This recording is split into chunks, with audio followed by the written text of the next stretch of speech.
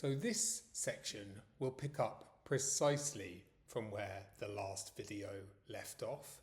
So my first recommendation is to go back and watch the previous 30-minute video so you can understand everything that learners have received up until this moment in the course. This is especially important because you're really picking up where the last trainer left off.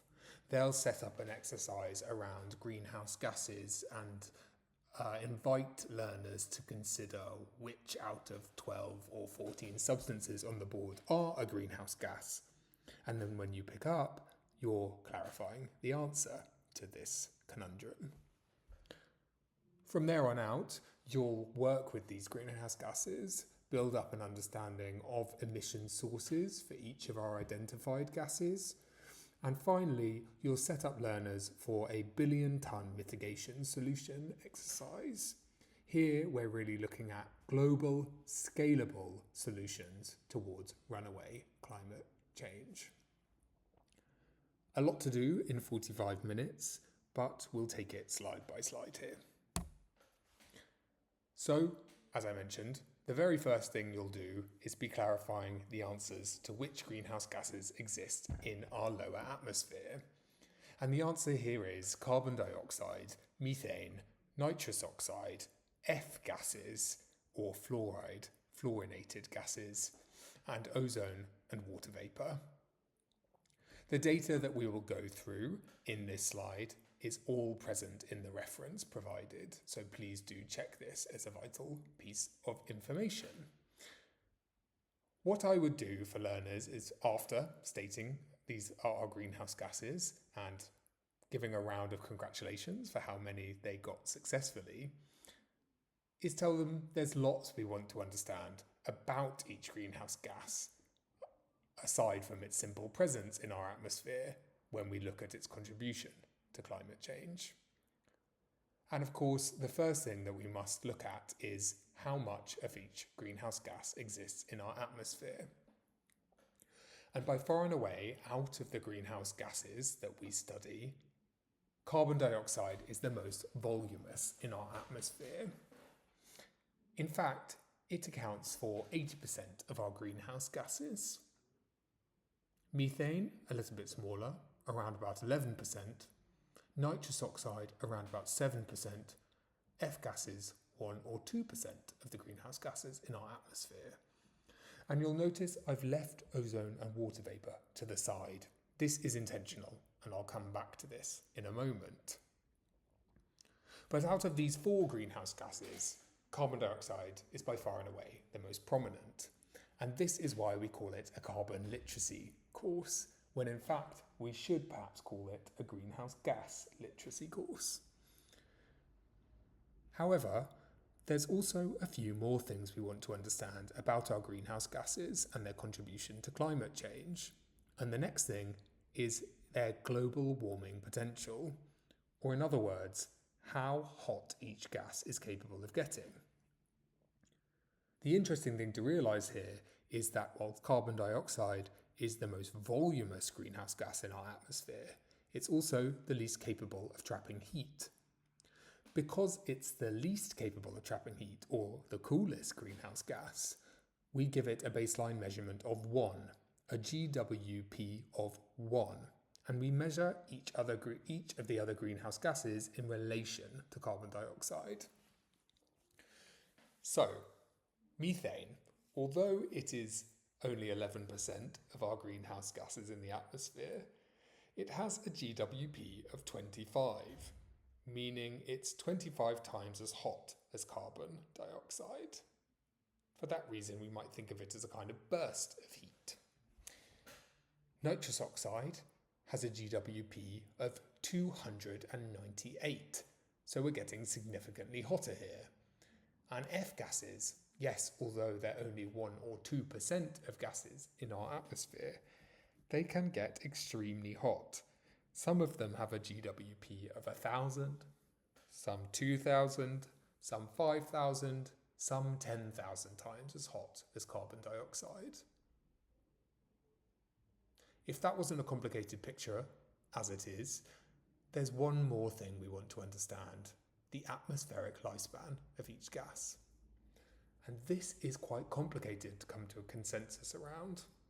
But generally speaking, when we look at our 4 greenhouse gases, the one that has the shortest lifespan is methane. Methane has a lifespan of around about a decade in our troposphere, so it's an intense burst of heat, as I mentioned before. Carbon dioxide and nitrous oxide, well, it could be anywhere between 20 to 100 years, but we definitely think about an intergenerational impact when we're looking at these 2 gases.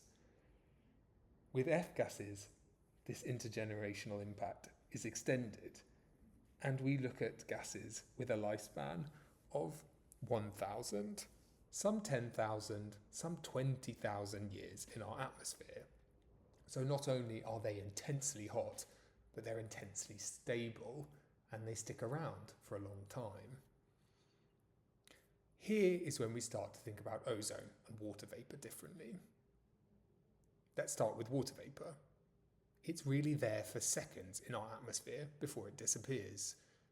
So for that reason, we tend not to study it as a main contributor to climate change. Instead, we might think of water vapour as a kind of positive feedback mechanism or loop. There's more water vapour in the air when the Earth's temperature is hotter, and this water vapour also traps heat for a very short period of time, intensifying climate change. Ozone, whilst it's relatively stable in our stratosphere, is less stable in our troposphere, tends to last for around 2 or 3 weeks before it dissipates. So again, for that reason, we don't study ozone as much as a main contributor of climate change.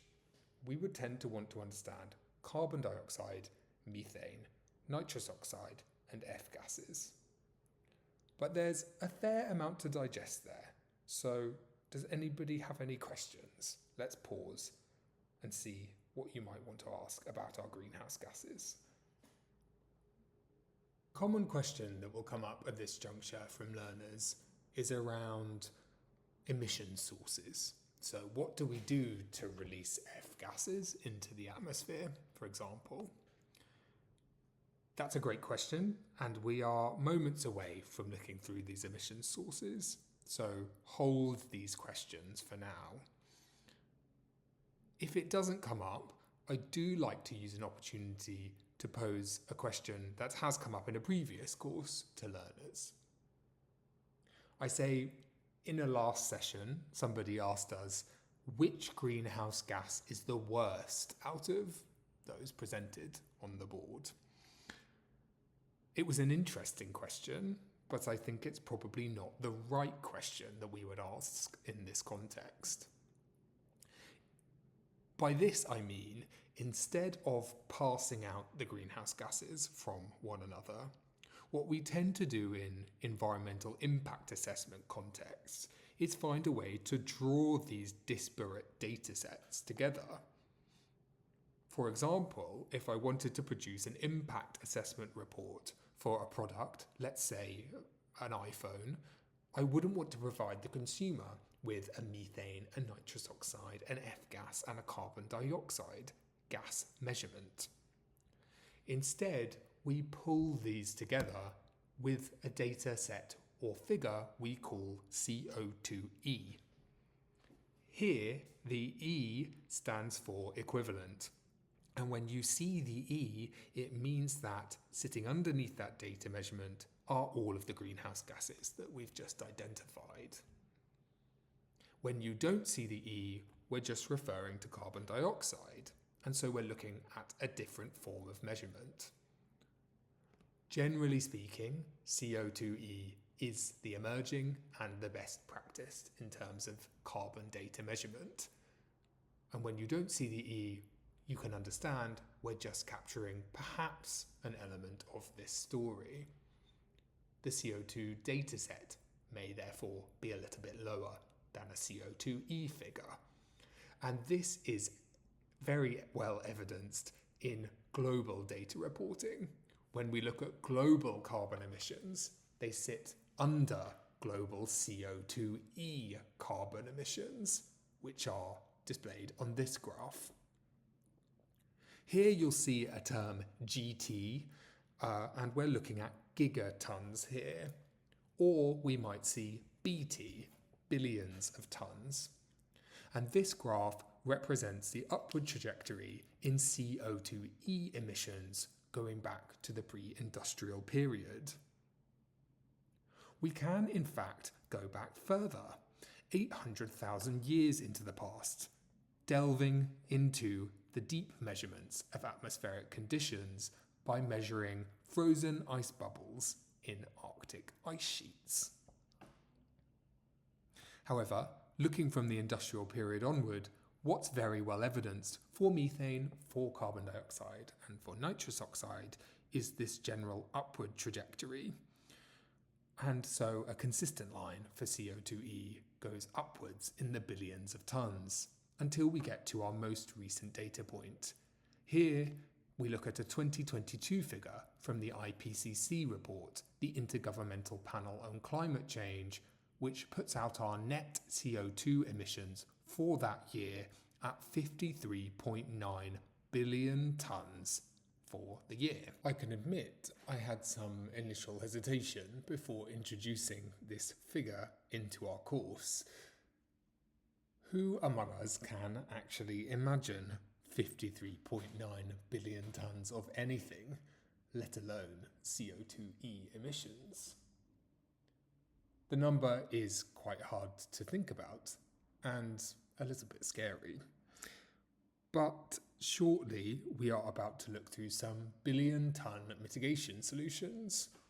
So here it's really used to draw a sense of proportionality around some potential avenues towards emissions reduction. Where should we focus our efforts? That's something we'll be looking at in a moment. I hope this upward trajectory impresses upon you the need for an urgent transformation in many of our systems. And this is perhaps most accurately reflected when we look at a set or number of ecological tipping points. Many of these we already know about, especially when we look at melting of the West Antarctic ice sheet or the Greenland sheet, for example. Some of us might have heard about methane storage in permafrost and the increased risk of melting that will come from this methane being released back into our biosphere instead of being stored in these permafrost scenarios. Less learners may be familiar with biome loss, although loss of tropical coral reef systems are common knowledge among many of us. Less familiar are the dieback scenarios that might occur in the boreal and Amazon rainforests. This is when the composition of the atmosphere has changed so dramatically that the rainforest system is unable to continue to sustain itself. In fact, it would naturally die back over time. For a UK context, our circulatory systems are really interesting for us to learn about, as this movement in meridian circulatory systems, which moves hot and cold water around the ocean, will have a dramatic effect on the overall climatic conditions in the UK in our future. For example, although some learners may imagine an incremental warming in the UK, this may not be the case. We may in fact see Siberian winters occur if we see a break or slowing down or pause or overturning in our ocean's circulatory systems. We call these tipping points because they are runaway climate events, and these are the tipping points which we are most trying to prevent in the world by stabilising our climate's conditions. Although there's lots to learn here, I would recommend learners explore our resource in their own time and learn more about these tipping points. For now, we have another task to be getting on with, which is to identify our emission sources. Or in other words, what do we do to release each greenhouse gas into the atmosphere? The good news is, with carbon dioxide, this is relatively straightforward to understand. In fact, we probably already know what we do to release CO2 into the atmosphere. The first major source we would look at is fossil fuel combustion. So when we burn coal, oil, or gas, we release CO2 into the atmosphere. Therefore, when we travel, burning petrol, so I mean road travel or air travel here, we also release CO2 into the atmosphere. Deforestation, as we would expect, is a source of carbon dioxide as well. And the final major source we would look at is cement production. CO2 is a common byproduct of most traditional cement production methods, so we put that on the list. However, does anybody else in the room know about any emission sources for methane, nitrous oxide, or F-gases? I'd pause here and see what your learners might know. Take a few answers. Very commonly, people will know about cows and methane, and they may know something about F-gases and fridges, but see what the room comes up with. Once you've had a few responses, it's time to clarify. So I would start by looking at our emission sources on the bottom of this page and going to F-gases. Out of the 4 greenhouse gases that we tend to study, F-gases is the only gas that is man-made. It's been manufactured. F-gases traditionally are coolants, and we see F-gases as cooling agents in 2 major components, so fridges and air conditioners. It's useful to give a warning here to learners that F-gases are not being released every time their air conditioner is turned on or just by their fridge sitting there cooling their vegetables. Instead, the F-gas component is a part of a fridge, and 95% of leaks of F-gases into the atmosphere come during breakdown or during disposal. So there are things that we can do to mitigate F-gas emissions in the atmosphere. The first key thing would be legislating F-gases out. In fact, you can use other gases as a refrigerating agent. But the second thing would also be around proper disposal. What we can do is we can take an F-gas component out of a fridge or out of an air conditioner and burn that F-gas component at an extremely high temperature so the F-gas is not released into the atmosphere. Across the UK, this is the type of procedure that we would see, but this legislation hasn't been enforced in practice across the world. So yes, this sits quite outside of our sphere of practical advice for the course, but it's useful to know that these technologies play a part in global warming, and it's not without irony, as they're also 2 cooling devices as well. The next gas we would look at is nitrous oxide, and we can see here that fossil fuel combustion is part of the picture of nitrous oxide releases into the atmosphere. So we don't only look at CO2 from burning coal, oil and gas, we would also look at N2O as well. However, by far and away the major source of nitrous oxide in the atmosphere is through fertilizer use. So when we use traditional chemical fertilizers, we don't only see this phenomena called eutrophication or algae bloom, which we looked at in our planetary boundaries graph, but we also see the composition of the soil underneath that crop change over time. And slowly but surely, nitrous oxide is released into the atmosphere. So quite simple with F-gases and nitrous oxide. I would think about technologies with F-gases and soils with nitrous oxide.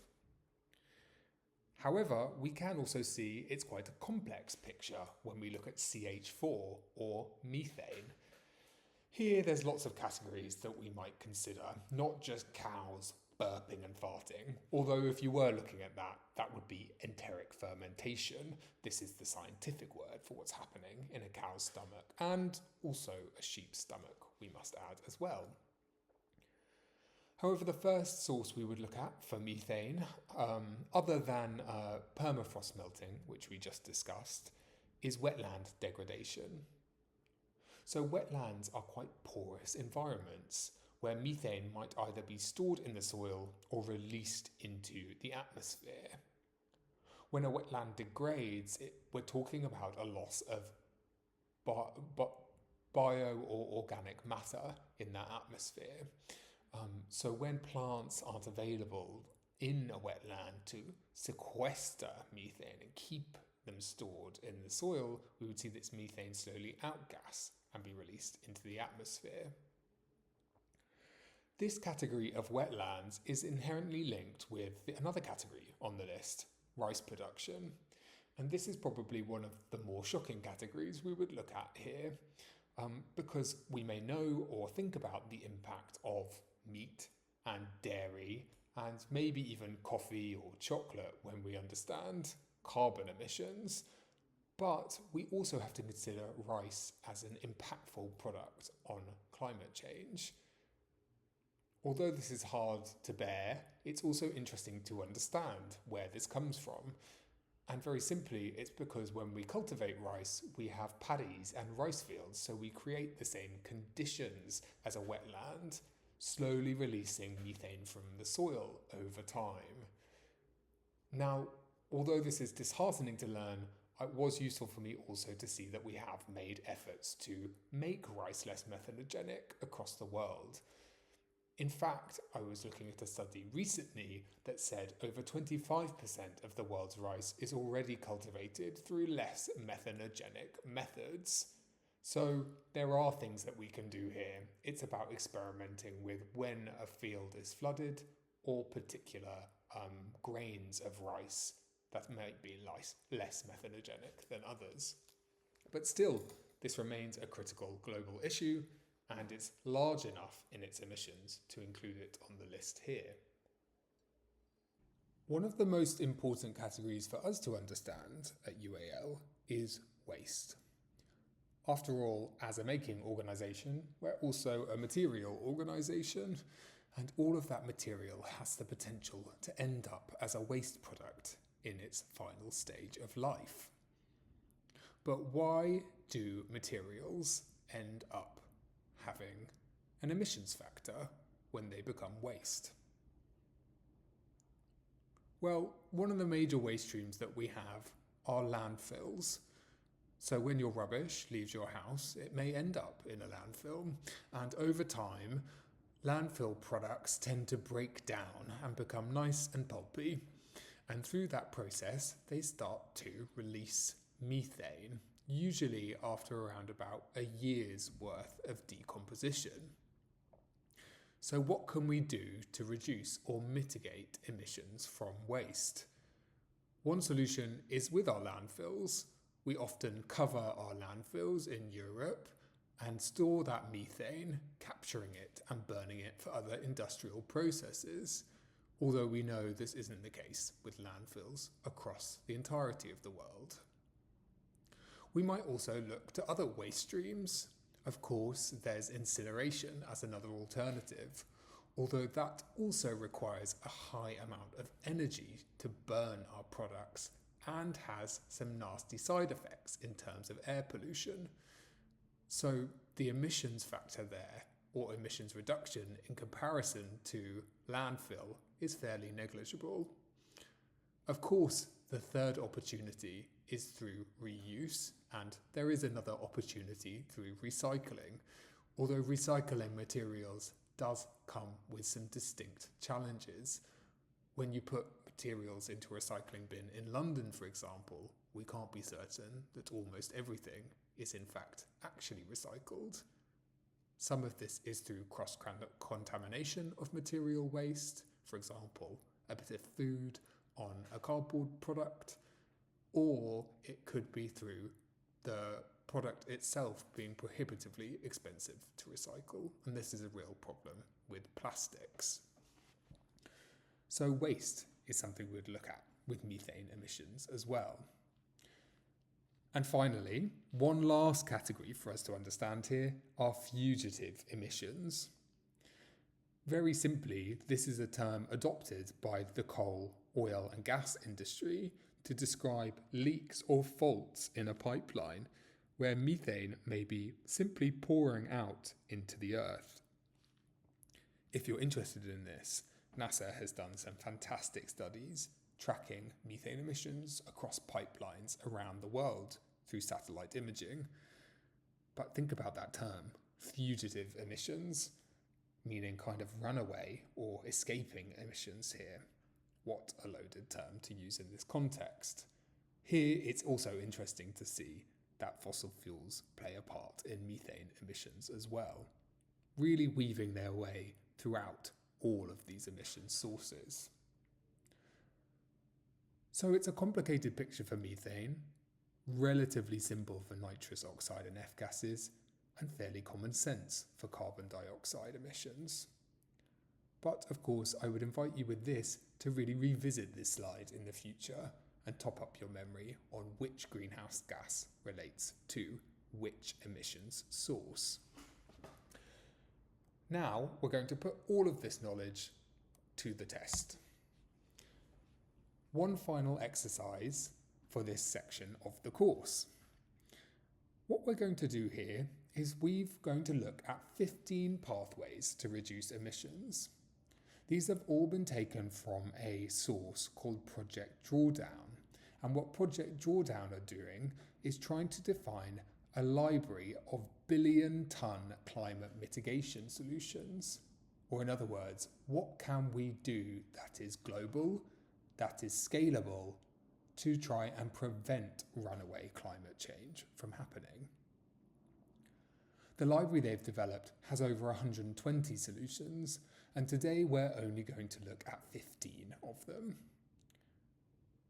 What I've done is I've designed some cards.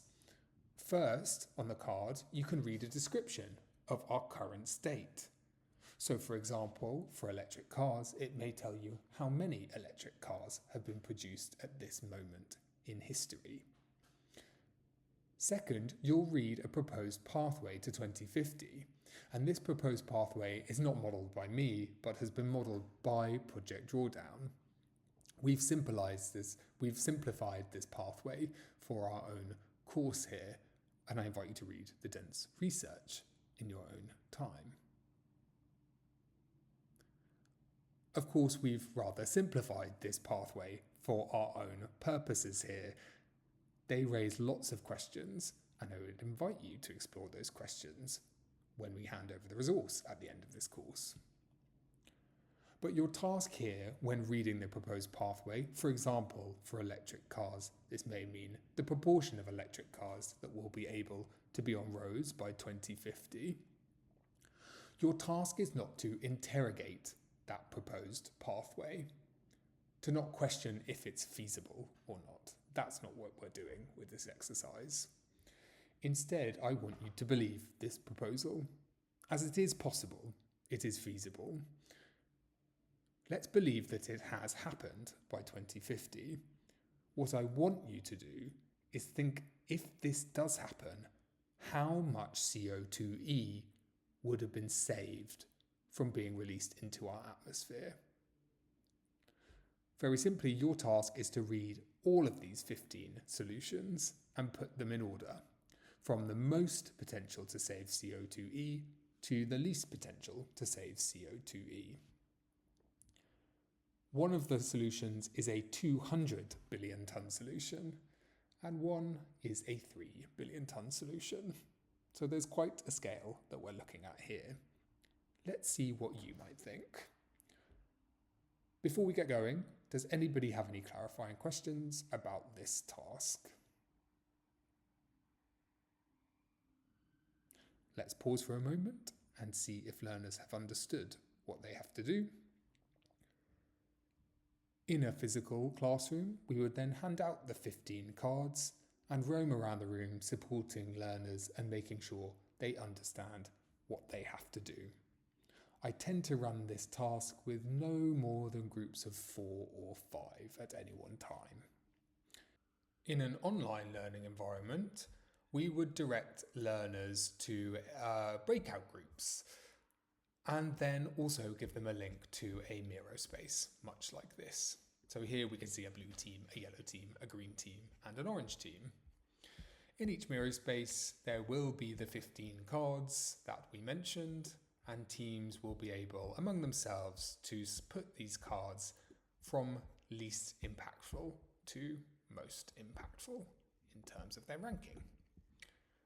So if you're in an online space, you can remain in the main room with us, and don't worry, we will be here to help with all the administration of setting up breakout rooms, etc. This is not something you would have to worry about. After ideally 15 minutes on this exercise, call time, either in the online or the in-person space, bringing everybody back to the main room or to your attention. Before revealing the answers here, what I like to do is a bit of compare and contrast between learners. Rather than inviting them to reflect on their entire list, I might think about the top two and the bottom two solutions. How did they come to their conclusions? What assumptions are they making? And what led them to those decisions? Did they have a group consensus? There's lots of questions that we might elicit here. We probably won't have time to go around every group, but start with one and then see if any others have similar results or completely different. It's really nice to get that comparison before we reveal the answers.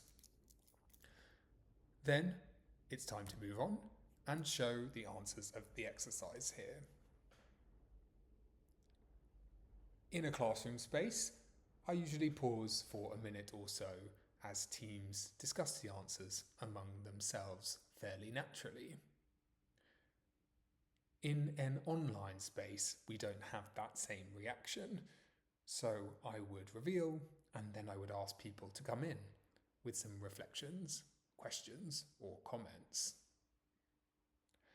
Here, the best thing to do is familiarise yourself with some of the solutions by exploring the project drawdown library in your own time. But don't worry, your answers here do not have to be perfect.